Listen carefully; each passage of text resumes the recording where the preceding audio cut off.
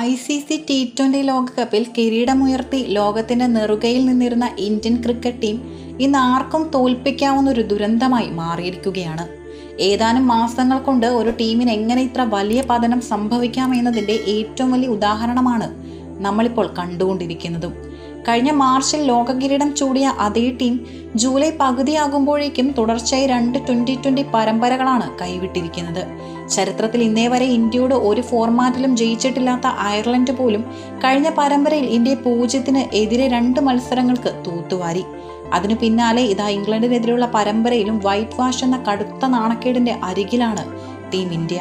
5 മത്സരങ്ങളുടെ പരമ്പരയിലെ ആദ്യ കളി മഴ മൂലം ഉപേക്ഷിക്കപ്പെട്ടപ്പോൾ ശേഷിച്ച 3 മത്സരങ്ങളും ദയനീയമായി തോറ്റ് ഇന്ത്യ പരമ്പര കൈവിട്ട് കഴിഞ്ഞു. യഥാർത്ഥത്തിൽ എങ്ങനെയാണ് ലോക ചാമ്പ്യന്മാരായ ഒരു ടീം ഇത്ര പെട്ടെന്ന് ആർക്കും വന്ന് തോൽപ്പിക്കാവുന്ന ഒരു നിലയിലേക്ക് അധംപതിച്ചത്?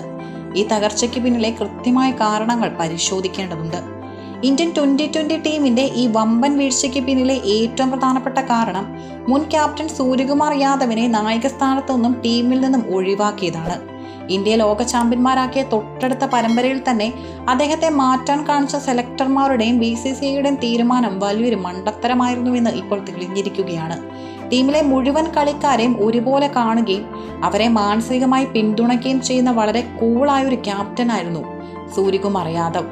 2024 ലോകകപ്പിന് ശേഷം അദ്ദേഹം നയിച്ച ഒരു 2020 പരമ്പര പോലും ഇന്ത്യ തോറ്റിട്ടില്ലെന്ന അതിശയിപ്പിക്കുന്ന റെക്കോർഡ് സൂര്യകുമാറിന് സ്വന്തമായി ഉണ്ടായിരുന്നു.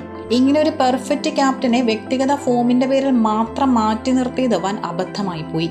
ബാറ്റിംഗിൽ സൂര്യകുമാർ അല്പം തിളങ്ങാതെ പോയെങ്കിലും അത് ടീമിന്റെ വിജയങ്ങളെ ഒട്ടും ബാധിച്ചിരുന്നില്ല. ടീം ജയിച്ചുകൊണ്ട് മുന്നേറുമ്പോൾ നായകന് ഫോമില്ലെന്ന ഒറ്റ കാരണം പറഞ്ഞ് മാറ്റിയതിനുള്ള ശിക്ഷയാണ് ടീം ഇന്ത്യ ഇപ്പോൾ അനുഭവിച്ചുകൊണ്ടിരിക്കുന്നത്. സൂര്യകുമാർ യാദവിനെ മാറ്റിയതിനു ശേഷം ചെയ്തതാകട്ടെ അതിനേക്കാൾ വലിയ ഭൂലോക അബദ്ധമായിരുന്നു. സൂര്യയ്ക്ക് പകരം ശ്രേയസ് അയ്യരെയാണ് BCCI നായകസ്ഥാനം ഏൽപ്പിച്ചത്. കഴിഞ്ഞ 4 വർഷത്തോളമായി ഇന്ത്യൻ 2020 ടീമിന്റെ പരിസരത്ത് പോലും ഇല്ലാതിരുന്ന ഒരു കളിക്കാരനാണ് ശ്രേയസ് അയ്യർ. അതുകൊണ്ട് തന്നെ നിലവിൽ 2020 ടീമിന്റെ ഡ്രസ്സിംഗ് റൂമിലെ അന്തരീക്ഷത്തെക്കുറിച്ചോ കളിക്കാരുടെ മാനസിക അവസ്ഥയെക്കുറിച്ചോ അദ്ദേഹത്തിന് വലിയൊരു ധാരണയില്ല. ഇങ്ങനെ ടീമിനൊപ്പം ഇല്ലാതിരുന്ന ഒരാൾ പെട്ടെന്നൊരു സുപ്രഭാതത്തിൽ ക്യാപ്റ്റനായി വന്നാൽ അത് ടീമിന്റെ പ്രകടനത്തെ ദോഷകരമായി ബാധിക്കും. ഇപ്പോൾ സംഭവിച്ചിരിക്കുന്നതും ഇതുതന്നെയാണ്. ശ്രേയസിന്റെ ക്യാപ്റ്റൻസി ഒരു വഴിക്കും ടീമിന്റെ പ്രകടനം മറ്റൊരു വഴിക്കുമാണ് പോകുന്നത്. നായകനും ടീമും ഒരു തരത്തിൽ വരികയും കൃത്യമായൊരു ഒത്തിണക്കത്തോടെ മുന്നോട്ട് പോവുകയും ചെയ്താൽ മാത്രമേ വിജയങ്ങൾ വരികയുള്ളൂ. ശ്രേയസിന് പകരം 2020 ടീമിനൊപ്പം കുറച്ചു കാലമായി സഞ്ചരിക്കുന്ന ഡ്രസ്സിംഗ് റൂമിലെ കെട്ടുറപ്പ് നന്നായി അറിയാവുന്ന ഒരാളായിരുന്നു ഇന്ത്യൻ ക്യാപ്റ്റൻ ആകേണ്ടത്. ഒരു പക്ഷേ ഈ കാരണം കൊണ്ട് തന്നെയാവാം ചെന്നൈ സൂപ്പർ കിങ്സിന്റെ സൂപ്പർ താരം സഞ്ജുവിനെ കോച്ച് ഗൗതം ഗംഭീർ ഈ നായകസ്ഥാനത്തേക്ക് നിർദ്ദേശിച്ചതും. ഇന്ത്യൻ പതനത്തിന്റെ 3ാമത്തെ പ്രധാന കാരണം ടീമിന്റെ ഓപ്പണിംഗ് കോമ്പിനേഷനിൽ വരുത്തിയ അനാവശ്യമായ അഴിച്ചുപണിയാണ്. T20 ക്രിക്കറ്റിൽ ഇന്ത്യയുടെ ഏറ്റവും വിജയകരമായ ഓപ്പണിംഗ് ജോഡിയായിരുന്നു അഭിഷേക് ശർമ്മ സഞ്ജു സാംസൺ സഖ്യം. കഴിഞ്ഞ T20 ലോകകപ്പിൽ ഇന്ത്യയുടെ തലവര മാറ്റിയതും കിരീടത്തിലേക്ക് നയിച്ചതും അഭിഷേകിന് കൂട്ടായി സഞ്ജു ഓപ്പണറായി എത്തിയതോടെയാണ്. ആ ടൂർണമെന്റിലെ പ്ലെയർ ഓഫ് ദി ടൂർണമെന്റ് പുരസ്കാരം നേടിയതും സഞ്ജു ആയിരുന്നു. എന്നാൽ ലോകകപ്പിന് ശേഷം കളിച്ച വെറും 3 ഇന്നിംഗ്സുകളിലെ മോശം പ്രകടനത്തിന്റെ പേരിൽ സഞ്ജുവിനെ ടീമിൽ നിന്നും ഒഴിവാക്കി.